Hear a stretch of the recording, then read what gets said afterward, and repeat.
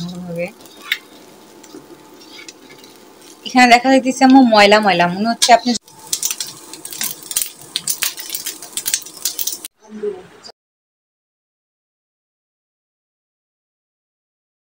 مولاي صل أبدا بك خير الخلق مولاي صل আসসালামু আলাইকুম, সবাই কেমন আছেন? আলহামদুলিল্লাহ আমি ভালো আছি। আমি নুরি বলছি রংপুর থেকে। এটা গত 2 দিন আগেকার ভিডিও। আমি সকালবেলা চা দিয়ে টোস্ট খাচ্ছি, আর কি বলবো, খবর দেখতেছি।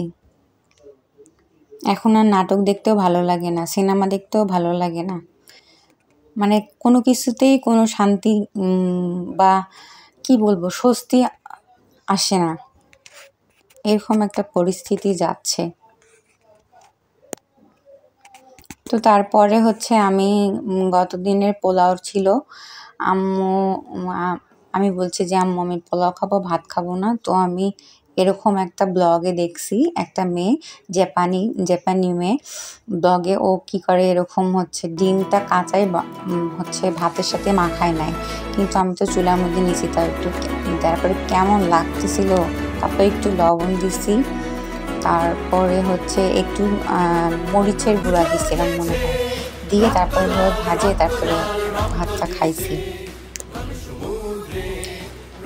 এরপরে আর কোনো কিছু শুট করা হয়নি। তারপরে দুপুরবেলায় তো খাইলাম পোলাও ডিম দিয়ে। আর এরপরে আব্বু আম নিয়ে আসছে, কাঁচা আম। তো সে কাঁচা আম মানে পাকে নাই, এমন অবস্থা মনে হচ্ছে আম খাচ্ছি না পেঁপে খাচ্ছি বোঝা যাচ্ছে না, এরকম অবস্থা। আম্মু কত দ্রুত কাটতেছে, আমাকে একটা কাটতে দিলে 15 মিনিট লাগবে, আর আমার আম্মু 15 মিনিটেই 1 গামলা আম কাটে ফেলছে। আম কাটতে কাটতে আব্বু আবার বাজারে গেছে, আম খাইতেই গেছে। এখন আম্মু বলতেছে যে বাজারে গেছে নির্ঘাত কিছু না কিছু নিয়ে আসবে। সত্য কথা, আমার আম্মুর আম কাটা শেষ, আমরা আম খাওয়া দাওয়া করতেছি, তখন দেখি আব্বু একটা বিরাট মুরগি নিয়ে আসছে। তখন আর কি করা, পরে আবার আম্মু মুরগিটা কুটলো। মুরগিটা এত বড় যে অর্ধেকটাই কাটা হয়নি, তাতেই মানে 1 গামলা হয়ে গেছে। তাহলে কত বড় মুরগি, এত বড় মুরগির মাংস তো আমি খেতেই পারি না। আমি তো খাই পাখা, রান আর বুকের খাঁচার, এগুলো আমার খুব পছন্দ। কত কত শত শত হাজার হাজার মানুষ কত কিছু করতেছে, আমি যে কিছু করতে পারছি না, যাইতে পারছি না তা না, সবাইকে যে মাঠে নামতে হবে এমন কোনো কথা নাই। আমি আমার মতন করে সমর্থন করছি, আমি জিহাদ করছি, আমি তাদের জন্য দোয়া করছি রাত দিন 24 ঘন্টা। এই যে আব্বু মুরগি নিয়ে আসছে, মুরগিটা বিরাট বড়, এই অর্ধেকটাই অর্ধেক, এটা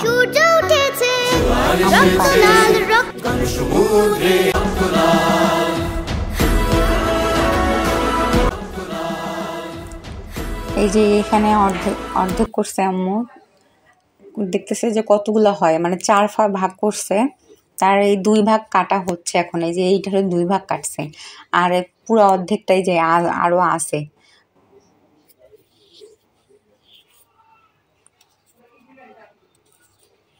পুরো এই যে অর্ধেকটা আরো আছে, আরো 2 অর্ধেক।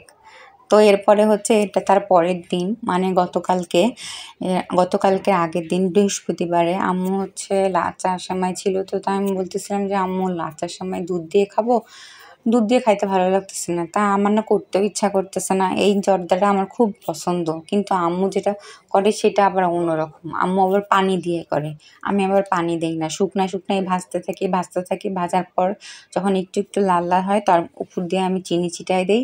এই যে আমি চিনি ছিটাই দিতেছি, আম্মু বলতেছে যে আগে পানি দিতে হবে।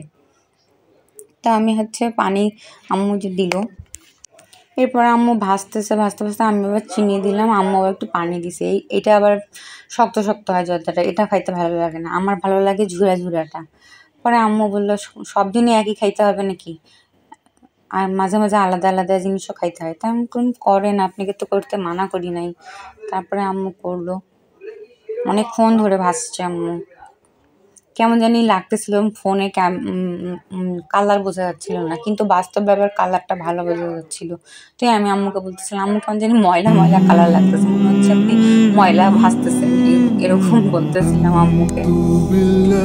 তারপরে যে আস্তে আস্তে ভাজতে ভাজতে কিচমিচ গুলা দিছে, বাদাম গুলা দিছে, সেগুলো একটু লাল লাল হয়ে গেছে।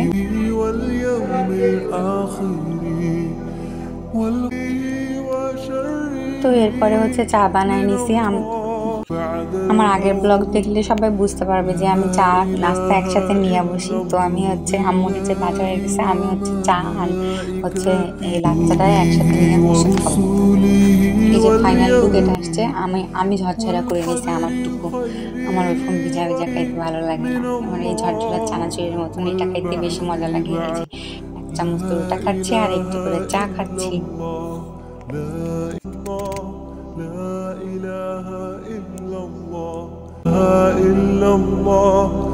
محمد رسول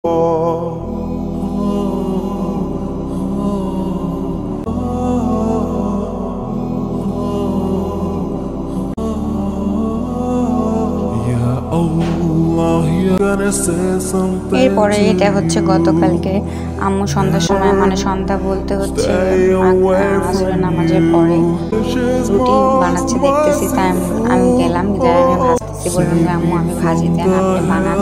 আম্মু একাই ভাজতেছিল, একাই বানাচ্ছিল। পরে আমি আম্মুকে সাহায্য করলাম। তো আমি ভাজতেছি আর আম্মু হচ্ছে বানাচ্ছে। বানাইতে বানাইতে আম্মু শেষ হয়ে গেছে। পরে হচ্ছে আম্মু অন্য কাজে চলে গেছে। তারপরে আমি ওগুলো করে ভাজতেছি আর বলতেছি যে এটাও এক ধরনের যুদ্ধ হচ্ছে। কিরকম যুদ্ধ? হয় যে আমি রুটি দিচ্ছি, রুটি গরম হচ্ছে, এক পাশে উঠাচ্ছি, যদি ভাজা না হচ্ছে সেই পাশটা আবার দিচ্ছি। ঠিক এরকম আমরা যে সংগ্রাম করতেছি, সেই সংগ্রামে যে আমাদের জয়ী হবে, যে জয়টা আমাদের আসতেছে, বারবার আসতে চায়ও আসতে চাচ্ছে না, সেটা বারবার হারে যাচ্ছে, কিন্তু সেই জয়টা আমরা পাবো ইনশাল্লাহ, আমরা জয়ী হবই।